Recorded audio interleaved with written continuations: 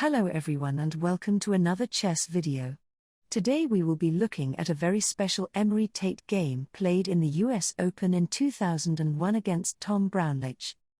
This is a particularly unique game from Tate that involved a lot of calculation. You'll soon see why it is so special and dubbed the Sweet Tate of Victory. Emory Tate was playing with white in this game and Braunlich had black. Tate began with pawn to e4 and black responded with c5, the Sicilian opening.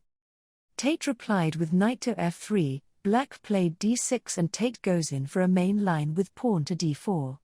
Black responded with c takes d4 and Tate took back with the knight. This is fairly standard so far. Black developed with knight out to f6 hitting white's e-pawn, and white defended with knight to c3 and black played a6, hoping to stop any pieces jumping into the b5 square and potentially threatening to play b5 themselves. Tate continued rapid development with bishop to c4 and black played pawn to e6. It is possible for white to continue developing here with castles. Black may be able to win a pawn here with pawn to b5, but after bishop to b3, pawn to b4, knight to a4 and knight takes on e4, black may have won a pawn but all of white's pieces have been developed.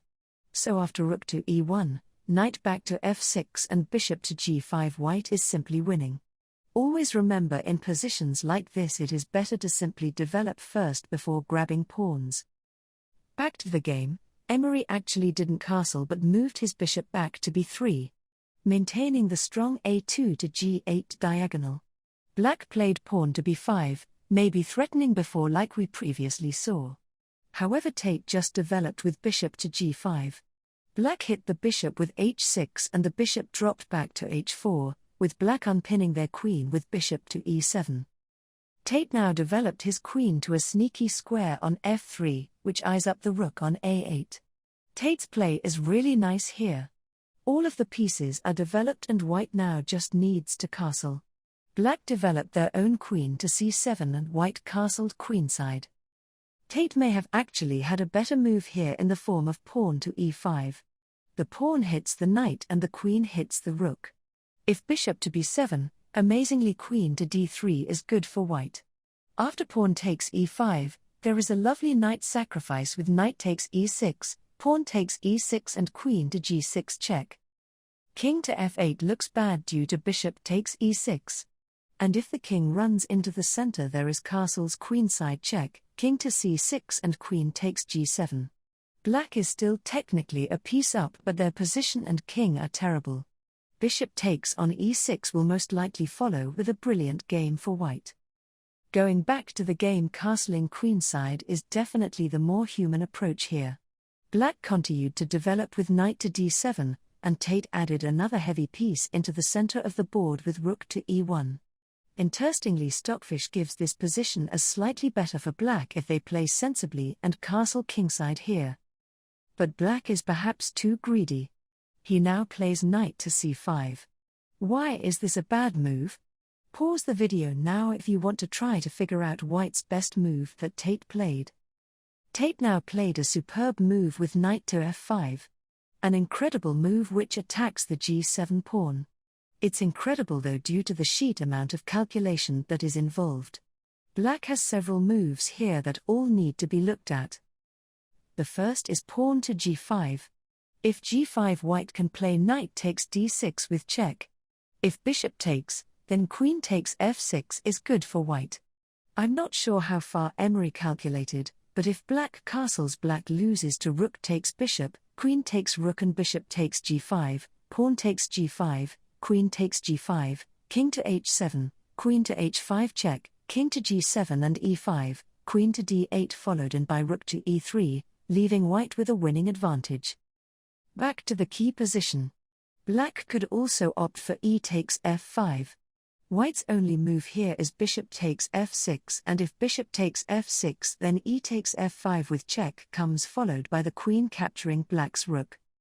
Another move that must be considered is if black simply castles. If castles, then knight takes e7 check, queen takes e7 and e5 is crushing for white. The knight is attacked and the rook on a8 is attacked once again by the queen.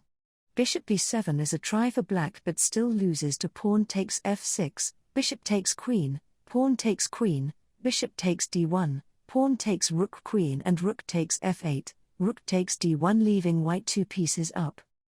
The move that was played in the game was actually knight takes b3 with check. White recaptured and black captured the knight on f5. White played the best move here with bishop takes f6.